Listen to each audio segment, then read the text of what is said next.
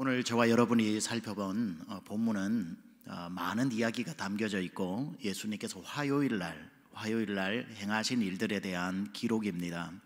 그래서 본문이 12장 전체 그리고 11장 후반절 12장 끝까지 나와 있기 때문에 다 봉독을 할 수 없었습니다만은 몇 가지 사건들을 여러분하고 잠시 나누어 보려고 합니다.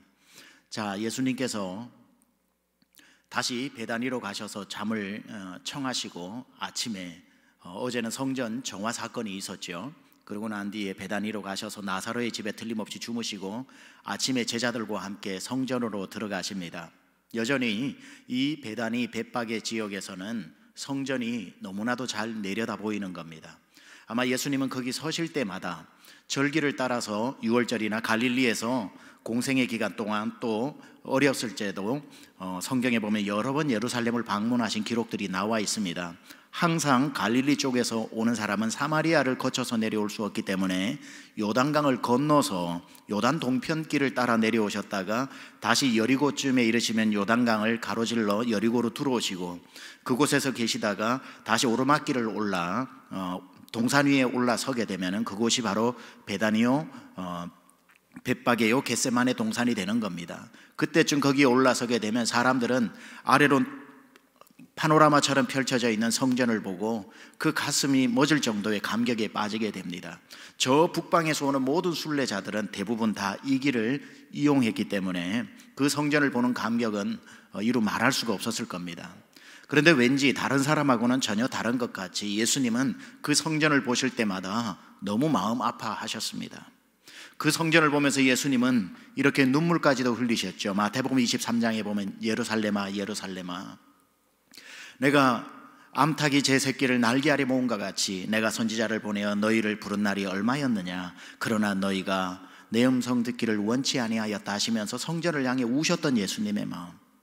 성전은 저토록 그 스룹바벨이 포로 귀환 후에 지었던 성전이 초라하기 이를 데 없었는데 헤롯이 유대인들의 환심을 사고 국고에 전 세계의 사람들이 구경 오도록 만들어서 나라의 재정을 채우기 위해서 성전 기공을 46년 이상의 기간 동안 만들어 스룹바벨 성전보다 2배나 큰 성전을 만들어 놓았지만 사람들은 그 성전을 보면서 드디어 솔로몬 성전 이상의 성전이 회복되었다고 좋아하고 있었지만 예수님의 눈에는 곧 무너질 것 같은 성전이었고 저 성전이 곧 이제 돌 위에 돌 하나도 남지 않을 것을 보면서 예수님은 참 마음 아파하셨을 겁니다.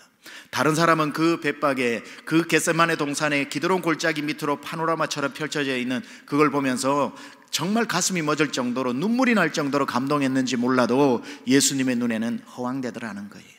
저 성전 안에 하나님이 계시지 않고 저 성전 안에 있는 사람들의 마음에 하나님이 계시지 않은과 같이 어제 예수님께서 잎사귀는 무성하지만 열매가 없는 무화과나무를 책망하신 것처럼 저 화려한 성전 안에 하나님이 찾으시는 열매가 없고 하나님이 찾으시는 예배가 없고 하나님이 찾으시는 그 한 사람이 없는 것을 보면서 사이즈만 다르지 똑같은 잎사귀가 무성하지만 열매 없는 또 하나의 어마어마하게 큰 무화과 나무를 보고 예수님은 책망하시고 우셨다는 것이고 그 세 번째 무화과 나무는 바로 여러분을 향해서 여러분은 어떤지 제가 질문을 했습니다. 자, 그러면서 이제 다시 돌아가셔서 하룻밤을 주무시고 아침에 나아가는데 베드로가 예수님을 붙잡고 이런 이야기를 하지요. 오늘 본문입니다. 그들이 아침에 지나갈 때에 무화과 나무가 뿌리째 마른 것을 보고 베드로가 생각이 나서 여짜오되 랍비여 보소서 저주하신 무화과 나무가 말랐나이다. 예수께서 그들에게 대답하여 이르시되 하나님을 믿으라. 자, 이 무화과 나무가 저주하신 무화과 나무가 뿌리째 말라버린 이 사건을 기록하고 있습니다. 이 또한도 의도적으로 여기에 기록이 되어져 있는 거지요. 왜냐하면 지금부터 이 성경에 기록되어져 있는 12장 마지막까지에 등장하는 사람들은 성전 안에서 일하는 사람들과 예수님의 논쟁, 그래서 화요일은 예수님의 권위 논쟁에 대한 날이다 이렇게 표현을 합니다. 예수님이 지금 성전에 들어가서 만날 사람들의 영적 상태를 미리 복선으로 얘기해 주는 겁니다. 내가 지금부터 성전 안에서 여러 사람들을 오늘 하루 종일 만날 것이다.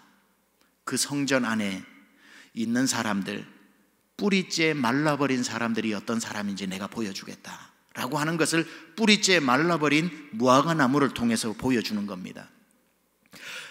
베드로가 예수님, 무화과 나무가 뿌리째 말랐나이다. 예수님 말씀하시는 거지요. 보고 싶으냐? 날 따라오너라. 뿌리째 말라버린 사람이 어떤 사람인지 내가 지금부터 보여주겠다. 예수님이 성전으로 들어가자마자 예수님을 찾아온 사람들이 있습니다. 대제사장이 찾아옵니다. 그리고 서기관들이 찾아옵니다. 장로들이 찾아옵니다. 예수님의 권위 논쟁. 여러분 성경을 펴놓고 제가 다 읽지는 않겠습니다만은 조금씩 따라오시면 도움이 됩니다. 11장 27절에서 33절까지는 예수님의 권위 논쟁입니다.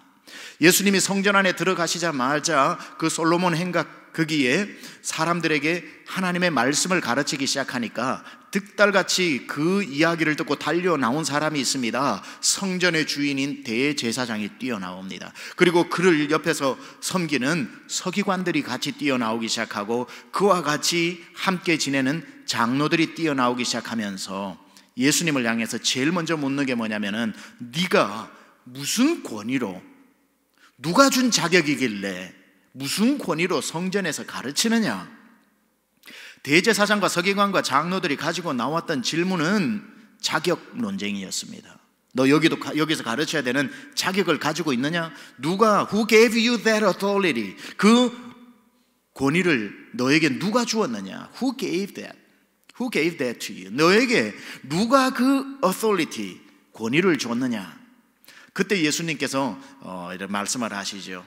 침례 요한의 질문을 역으로 하시면서 침례 요한을 너희가 죽였는데 그 선지자가 하늘로부터 온 것이냐 사람으로부터 온 것이냐 라고 하니까 하늘로부터 왔다 그러면 너희가 왜 옥에 가두었느냐, 사람으로부터 왔다 그러면 사람들이 그를 선지자로 여기기 때문에 이러지도 저러지도 못했을 때에 예수님께서 그렇다면 나도 너희에게 무슨 권위로 이런 것을 가르치는지 말하지 않겠노라 하며 이 논쟁은 마무리가 됩니다.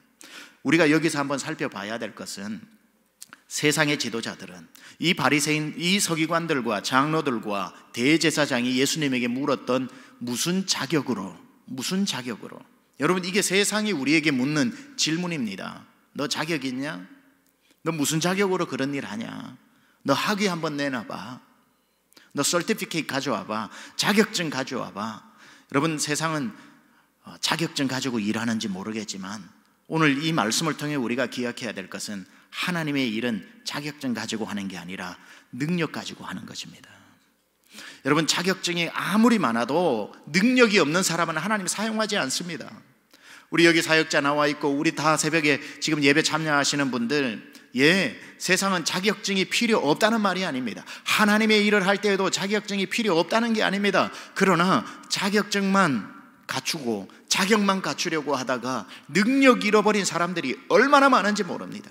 능력을 잃어버린 사람이 얼마나 많은지 모릅니다. 우리 교회에 이런 직분을 가지려면 최소한 이걸 몇 년을 해야 되고, 우리 교회에 이런 직분을 하려면 최소한 저런 일은 몇 년을 해야 되고, 우리 교회에서 어떻게 해야 되고, 다 중요합니다. 사람을 스크리닝하기 위해서는, 검증하기 위해서는 자격이 필요 없는 게 아니라 자격을 따져야 되지만, 안타까운 것은 교회나 신학교나 하나님의 나라에 자격을 갖추느라, 자격을 따지느라 뭘 잃어버린 줄 아세요? 능력을 잃어버린 겁니다.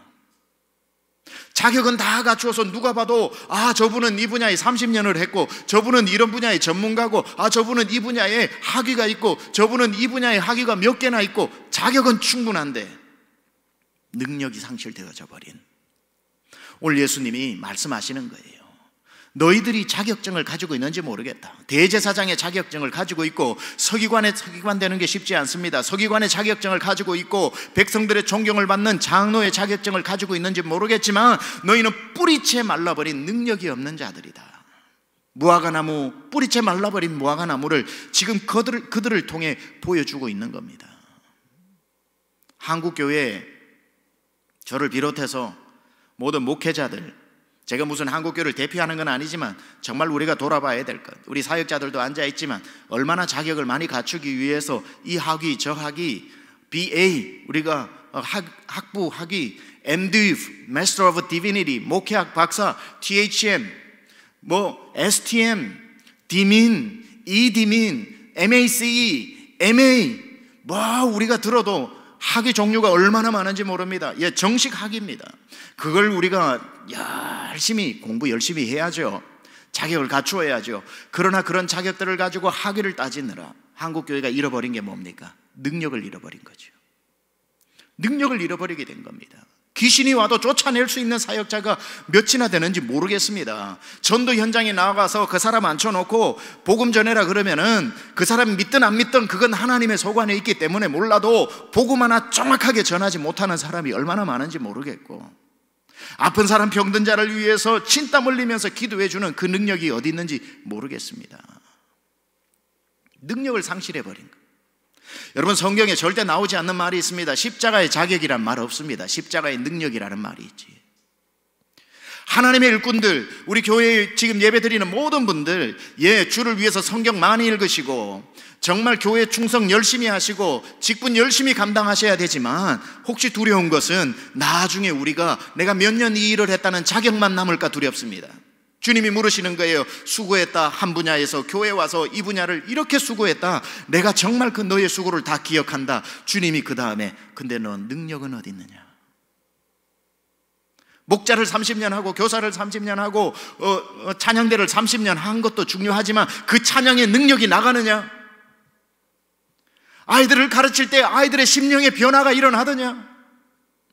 새벽 예배를 30년 나왔지만 30년 나온 거 귀하듯 귀하지만 제가 이걸 폄하하는 게 아닙니다. 그러나 주님 물으시는 거예요. 기도의 능력이 있느냐? 귀신이 너를 보고 도망가더냐? 전도에는 능력이 나타나고 사람들이 주님 앞에 회개하고 돌아오더냐? 구역장을 30년 했을 때에 구역원들의 삶의 변화가 일어나더냐? 주님은 십자가의 자격을 묻는 게 아니라 십자가의 능력을 묻고 있는 것입니다. 여러분, 아무리 자격을 갖추어도 하나님의 능력이 떠나버리면 하나님 사용하지 않습니다. 대표적인 예가 누구죠? 사울 임금입니다. 사울은 자격이 왕이에요. 왕. 자격을 갖추려면은 왕의 자격을 능가할 사람이 어디 있습니까? 아무리 왕의 자격을 다 가지고 있어도 하나님의 신이 그를 떠나버리시면 하나님 버리는 겁니다. 자격을 포기하라는 게 아닙니다. 자격에 걸맞는 능력을 가져야 된다는 거지요. 그러나 그 사울하고는 비교도 되지 않는, 아무런 자격도 가지지 않았던 미소년에 불과했던 다윗은 보세요. 아무런 자격이 없었지만 뭐라 그럽니까? 나는 만군의 여호와의 이름을 가졌다고 하니까, 능력을 가지니까 골리앗도 넘어지는 겁니다. 사울 임금은 자격을 다 갖추어도 골리앗 앞에 벌벌 떨었지만 이 다윗은 아무것도 없어도 능력 받으니까 골리앗도 무섭지 않더라는 겁니다. 하나님의 사람은, 주의 종들은, 주의 일을 하는 사람은 이런 말이 있습니다. 한 손에는 도서관을, 한 손에는 기도원을. 기도의 굴이 없는 도서관은 현학적으로 다 우리의 지식으로만 앞으로 주의 일을 하게 되는 것이고, 여러분, 능력은 도서관에서 나오는 게 아니라 기도할 때 나오는 것이고, 그리고 기도만 한다고 되는 게 아니라 열심히 부지런히 또 공부를 해야 되기 때문에 이 균형이 중요하지만, 한국 교회에 웬만하면 저도 유학 갔다 오고 저도 공부를 대학원에서 여러 군데서 하고 다 했지만 한국 교회 목회자들 중에 얼마나 이력이 화려합니까? 다 박사학위 한두 개 정도는 다 가지고 있고 어디에 New Testament, Old Testament, Hermeneutics, Preaching 전공을 다 해도 설교학을 전공을 한다고 설교의 능력이 나타나는 게 아니고, 신약을 전공했다고 해서 신약 말씀의 능력이 나타나는 게 아니고, 자격은 열심히 갖추었는데 능력이 상실되어져 버리고, 교회 안에 중직이 되어도 능력이 없는 중직들이 얼마나 많은지. 예전에 어떤 목사님이 들은 얘기입니다. 어떤 목사님이 성도님 중에 귀신이 들렸다고, 귀신 쫓아내달라고 그렇게 연락이 와가지고 목사님이 기도 단단히 하고 혼자 가기 무서워서 장로님들 몇 분하고 같이 가시지요. 그러니까 그쪽에서 근데 그 귀신이 무슨 일을 이 사람들이 했는지 기가 막히게 알아맞춘다고 그러니까 장로님들 중에 아무도 안 따라가더라고 그러잖아요. 아무도 안 따라가더라고 그러잖아요. 왜냐하면 기가 막히게 뭔 일을 했는지를 다 맞춘다고 그러니까 그 목사님인들 얼마나 두렵고 떨렸겠습니까? 여러분, 귀신을 보면서 벌벌벌 떠는 이유가 뭐냐면 능력이 없어서 그런 거죠. 왜냐하면 의인은 사자같이 담대하다고 그랬거든요. 하나님 앞에 능력을 갖추고 하나님 앞에 겸손하고 하나님 앞에 무릎 꿇고 그런 사람에게는 따로 능력이 있어서가 아니라 그저 그 의로움에서 사자같이 담대함이 나오는 능력들 우리 갖추어야 합니다. 갖추어야 합니다.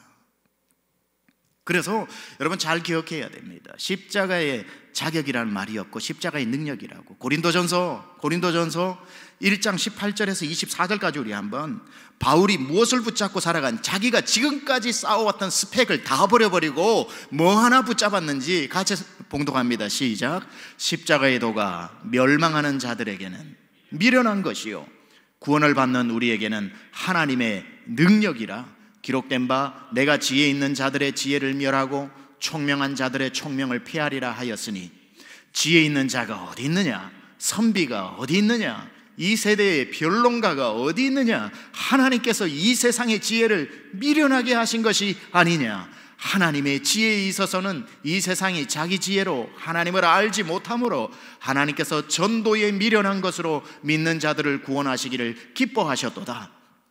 유대인은 표적을 구하고 헬라인은 지혜를 찾으나 우리는 십자가에 못 박힌 그리스도를 전하니 유대인에게는 거리끼는 것이요 이방인에게는 미련한 것이로되 오직 부르심을 받은 자들에게는 유대인이나 헬라인이나 그리스도는 하나님의 능력이요 하나님의 지혜니라. 할렐루야. 절대로 사랑하는 여러분, 우리 동역자들 능력 잃어버리지 마세요. 설교를 한다고 설교가 아니라 설교의 능력이 나와야 되고, 말씀을 가르친다고 말씀이 아니라 말씀 가르칠 때 심령이 정말 하나님을 찾고 싶어 갈급한 마음들이 불릴 때 일어나야 되는 것이고, 어디에 가도 우리 장로님들, 권사님들, 집사님들, 우리 자녀를 위해서 기도할 때도 그렇게 기도해야 됩니다. 우리 잘 아는 것처럼 하나님의 나라는 말에 있는 것이 아니라 어디에 있다고요? 능력에 있다. 고린도전서 4장 20절에 하나님의 나라는 말에 있는 것이 아니라 능력이 있는 것이라고. 오늘 이 말씀 첫 번째로 다시 한번 두 번째 말씀으로 넘어가기 전에 한번 묵상합시다. 눈을 감으세요. 그리고는 이 말씀 가지고 하나님, 제가 자격을 갖춘다고 능력을 챙기지 못했습니다. 하나님, 하나님의 나라는 말에 있는 것이 아니라 능력에 있는데 저에게 하나님께서 맡겨주신 우리 교회 안에 직분들이 있습니다. 너무 감사합니다. 이 직분을 감당하려면 자격이 아니라 십자가의 능력이 필요한데 하나님 능력을 부어 주시옵소서. 우리 한번 묵상하며 기도하겠습니다.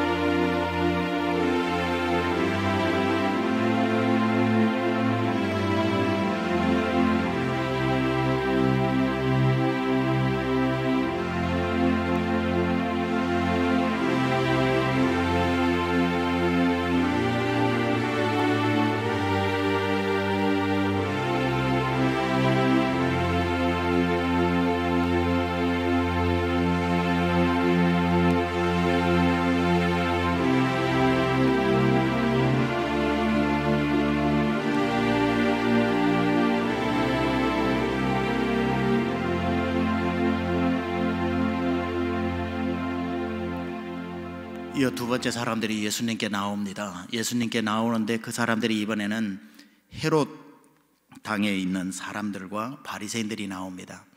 성전 안에서 떵떵거렸던 사람들이 다 교대로 나옵니다. 아까는 대제사장, 그리고는 서기관, 그리고 장로들이 나왔다고 그랬습니다. 지금은 예수님 앞에 헤롯 당, 그리고 왕궁에 살아 헤롯 임금을 돕는 사람들이죠. 헤롯 당 권력자들입니다.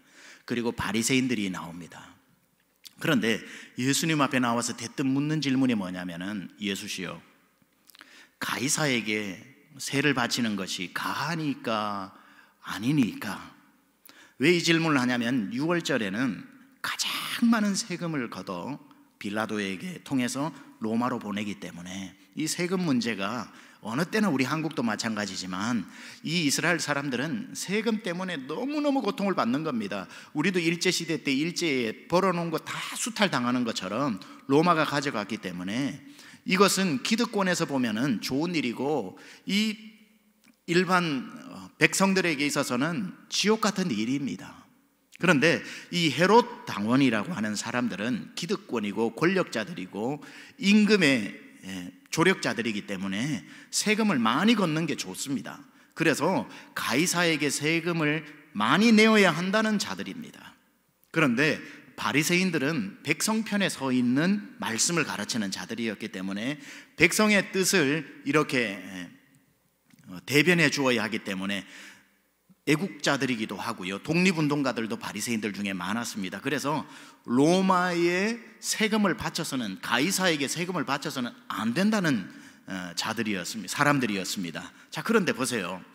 로마에 세금을 바쳐야 된다는 헤롯 당과 로마에 세금을 바치면 안 된다는 이 헤롯 당이 원수지간 아니겠습니까? 이렇게 정책이 다른데. 그런데 예수님을 죽이는 일에는 하나가 되어서 같이 왔단 말이에요. 지금 와가지고 예수님에게 다짜고짜 묻는 겁니다. 지금 백성들이 세금 때문에 내야 하는지 말아야 하는지, 6월절만 되면은 6월절에 대한 기대감보다는 부담 때문에 지금 백성들이 난리인데, 예수여, 당신 생각은 어떻습니까? 가이사에게 세금을 내야 됩니까? 말아야 됩니까? 예수님이 또한 난처합니다. 내라 그러면 바리새인들에게 돌맞아 죽을 거고, 내지 마라 그러면 헤롯 당원들에게 돌맞아 죽을 것 같아서 예수님이 내라고도 못하시고 내지 마라고도 못하는, 절대로 내서는 안 된다, 바리새인들 백성이라면 당연히 내야 된다라고 하는 헤롯 당원 앞에서 예수님은 아주 재치 넘치게 동전 하나를, 데나리온 하나를 가져와 봐라, 이렇게 이야기를 하시죠. 그러니까 대뜸 이 사람들이 둘이가 가져온 게 데나리온을 꺼냅니다. 그리고는 묻죠. 누구의 형상이 있느냐? 그 데나리온에는 티베리우스 황제의 형상이 새겨져 있고, 그 뒷면에는 여인의 상과 만인의 주라고 하는 퀴리어스라고 하는 단어가, 주님이라고 하는 단어가 거기에, 티베리우스가 만인의 주님이다 라는 뜻이지요. 거기 내어놓는 겁니다. 누구의 형상이 있느냐 하니까 황제의 형상이 있나이다, 가이사 시저의 형상이 있나이다 라고 얘기하니까 뭐라고 얘기를 해요?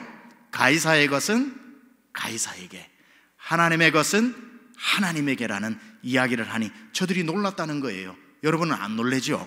왜냐하면 무슨 뜻인지 잘 모르시니까 잘 못 놀랄 수도 있어요. 그런데 이 이야기를 볼 때에 먼저 한번 생각해 봐야 될 게 뭐냐면, 이들의 이중성을 예수님이 먼저, 교훈은 조금 이따 얘기하더라도 이중성은, 무서운 이중성을 나타낸 겁니다. 이런 뜻입니다. 데나리온 꺼내봐 라고 했을 때 그 바리새인들이 두 번도 생각 안 하고 너무 갑작스럽게 꺼내라 그러니까 탁 꺼냈단 말이에요, 주머니에서. 그런데 거기에 형상이 새겨져 있는 데나리온이 바리새인의 주머니에서 나왔습니다. 여러분, 이게 무슨 뜻인지 모르시겠죠? 이 바리새인들이 주머니에서 꺼내놓은 이 은 한 데나리온은 그 당시에 사용하지 않던 데나리온입니다. 그때의 헤롯 아그리파 때부터, 그리고 그 전에부터 생긴, 지금은 헤롯 안티파스 때에는 유대인들에게만 로마 화폐가 형상을 새겨주지 않았습니다. 왜냐하면 유대인들은 형상을 세우지 말라는 종교를 믿고 있기 때문에 그 돈에 형상을 새겨놓으면 극렬하게 국민적 봉기가 일어나기 때문에 특별 주화를 만들어서 형상 없는 돈을 사용하게끔 했는데, 귀족층들, 로마에 이렇게 밀접하게 관계되어 있는 사람들만 형상 있는 돈을 사용했단 말이에요.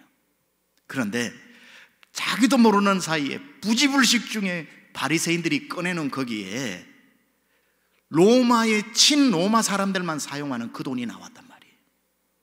예수님이 그들 주머니에 무슨 돈이 있는지를 알고 계셨던 거죠. 바리새인들아, 백성들 원하는 척하지 마라, 위하는 척하지 마라, 애국자인 것처럼 하지 마라, 형상을 새기지 말라는 하나님 말씀 가지고 산다는 척하지 마라. 네 주머니에는 로마의 돈이 들어있지 않냐, 그 형상이 들어있지 않냐. 겉으로는 하나님 사랑하는 척하면서 속으로는 로마에 붙어서 사는 그 무서운 이중성을 예수님은 순발력 있게 해버리신 거예요. 꺼내놓고 자기들이 당황스러웠고, 그 모습을 보고 있던 이방인의 뜰에 있었던 모든 사람들이 바리새인의 주머니에서 나온 그 형상이 새겨진 데나리온을 보고 얼마나 놀랐겠으며, 그 바리새인은 얼마나 당황스러웠겠습니까? 우리 하나님의, 예수님의 방법이 기가 막히죠. 여러분, 여기에서 그걸 보고 난 뒤에 누구의 형상이 있느냐? 가이사의 형상이니이다. 가이사의 것은 가이사에게. 근데 예수님 뭐라고 그러냐면 하나님의 것은 하나님에게. 이게 무슨 뜻인지 아시겠죠? 이런 뜻입니다. 잘 들어보세요. 이제 말씀 마무리되어 갑니다. 잘 들어보세요. 동전에 가이사의 형상이 새겨졌으니 이거 가이사 거다, 주어라. 그러면서 묻는 게 이겁니다. 여기 있는 여러분 모두, 여러분은 누구 형상으로 지어졌습니까? 여러분은 누구의 형상으로 지어진 사람입니까? 창세기 1장 27절, 하나님이 하나님의 형상을 따라 인간을 만들었으니. 이 자리에 앉은 우리 동역자들과 예배드리고 있는 여러분 모두는 하나님의 형상이 새겨진 사람입니다. 그러면 우리는 누구의 것입니까? 하나님의 것입니다. 그래서 예수님이 동전에 가이사가 새겨져 있으면 이 동전은 가이사 거다. 그러나 동전을 가지고 있는 너희는 하나님의 형상이 새겨져 있다. 너희는 하나님의 것이다. 가이사의 것은 가이사에게, 하나님의 것인 너희는 너희 인생 전체를 하나님 앞에 드리라. 여러분은 누구의 것입니까? 하나님의 것입니다. 동전 몇 푼 가이사에게 주냐 마냐가 아니라 여러분은 인생 전체를 십자가 지고 하나님 앞에 생명을 드린 존재들입니다. 하나님의 형상이 새겨진 우리 존재. 다시 한 번 더 묵상하며 기도 잠시 합시다. 이 시간 우리 가정에 계신 분도 생각하세요. 나에게는 하나님의 형상이 새겨져 있고 나는 그때부터 지금까지 하나님의 것으로 하나님 내 인생을 주님 앞에 드리며 살겠나이다 하는 마음으로 잠시 또 묵상하겠습니다.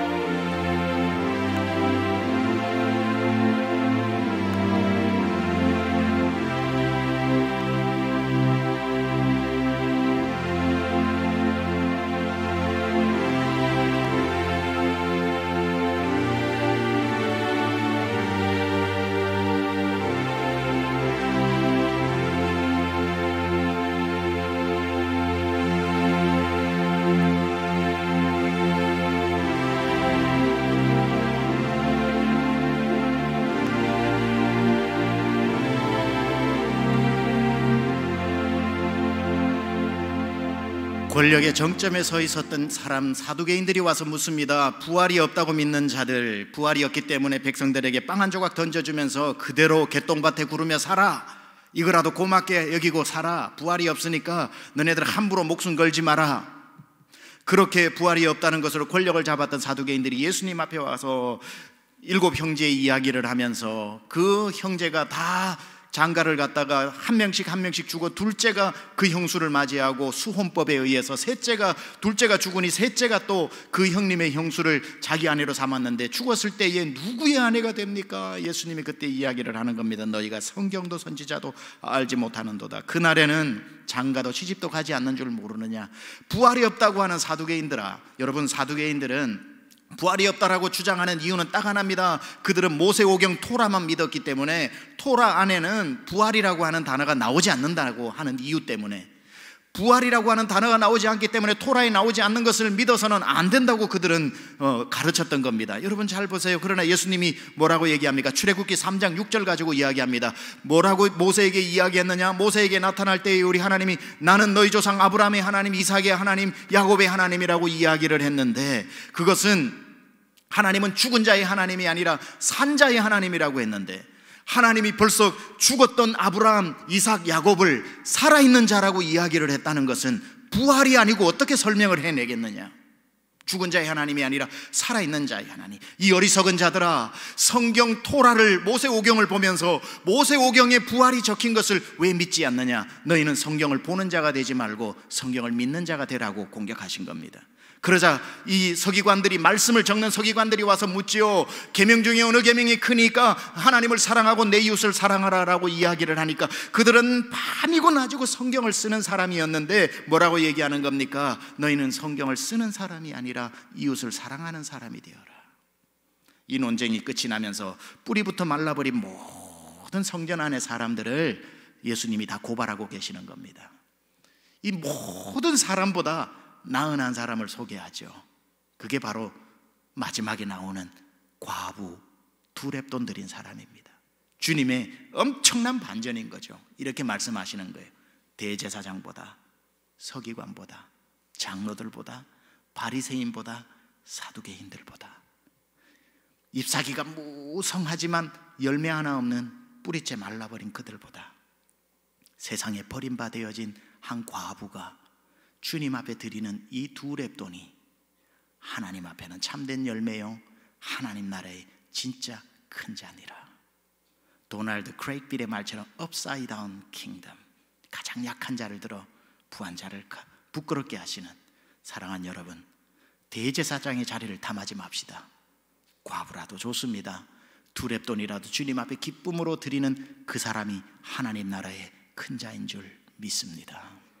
우리 시간 한 번 더 묵상하며 우리 찬양팀 올라오시기 바랍니다. 우리 묵상을 할 때 하나님, 내 사정 형편 상관없이 성전의 사람, 바리새인의 자리가 아니라 과부의 자리라도 주님 앞에 내 전심을 다해 드릴 수 있는 십자가의 자격이 아닌 십자가의 능력으로 살게 해달라고 우리 다시 한번 반주에 맞춰 묵상하겠습니다.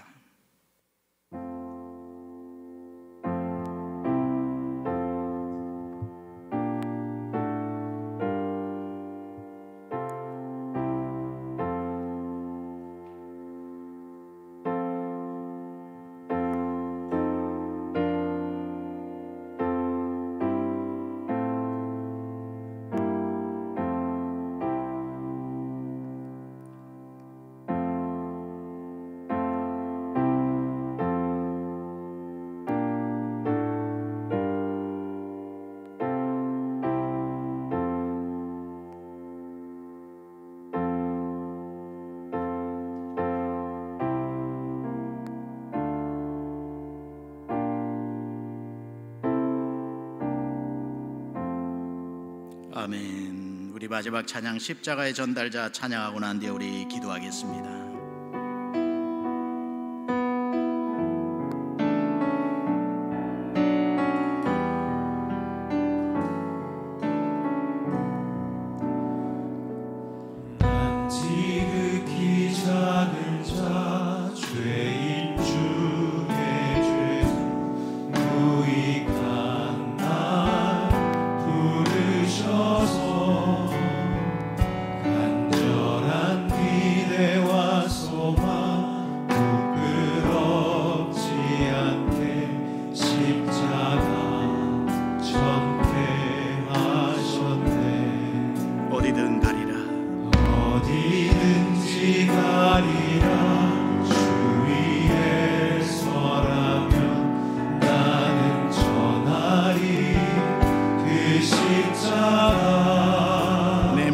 십자가, 몸에 밴 십자가, 그 보혈의 향기 온 세상 채울 때까지 살아도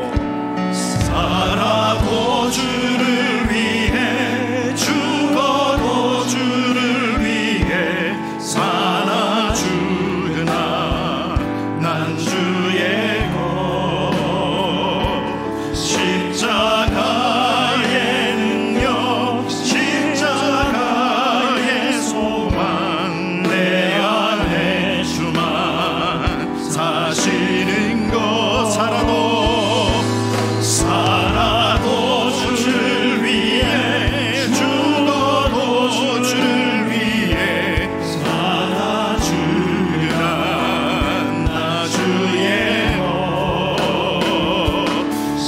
십자가의 능력, 십자가의 소망, 내 안에 주만 사시는 것, 내 사랑, 내 사랑 나의 십자가. 여러분, 우리 둘째 날 아침을 이렇게 하나님 앞에 예배했습니다. 여러분, 우리 자격도 중요하지만 능력 받읍시다. 하나님, 어떤 직분을 맡겨주시든지 간에 그걸 감당할 능력을 주시옵소서. 십자가는 자격이 아니라 십자가는 능력이고, 복음은 자격이 아니라 복음은 능력인데, 저 왕궁 안에서, 저 성전 안에서 세상이 흠모할 만한 자격을 다 갖춘 그 사람들의 뿌리까지 말라버린 실체를 예수님이 드러내시고, 성전 안에 비록 자유롭게 들어가지도 못하던 한 과부는 주님이 높이 들어주시면서 이 여인은 자격은 없지만 능력이 있다고 칭찬해 주신 것처럼, 하나님, 우리가 하나님 아버지 능력, 십자가의 능력으로 구비되어져서 하나님 앞으로 무슨 일을 맡기든지 감당해내게 하시고, 입을 열어 선포하면 귀신도 떠나가고, 자녀를 위해 기도하면 자녀가 주님 앞으로 돌아오고, 말씀을 전하면 예수님을 모르는 사람이 주님 앞으로 돌아오고, 아이들을 가르치면 아이들의 심령이 변화되어지고, 목자가 목원들을 신방하면 목원들의 가정의 문제가 떠나가는 그 능력을 허락하여 주시옵소서. 주여, 한번 부르고 기도하겠습니다. 주여, 하나님 아버지, 십자가의 능력을 하나님 아버지 소유하게 하여 주옵소서. 하나님 아버지, 하나님의 나라는 말에 있지 아니하고 능력이 있는 줄로 저희는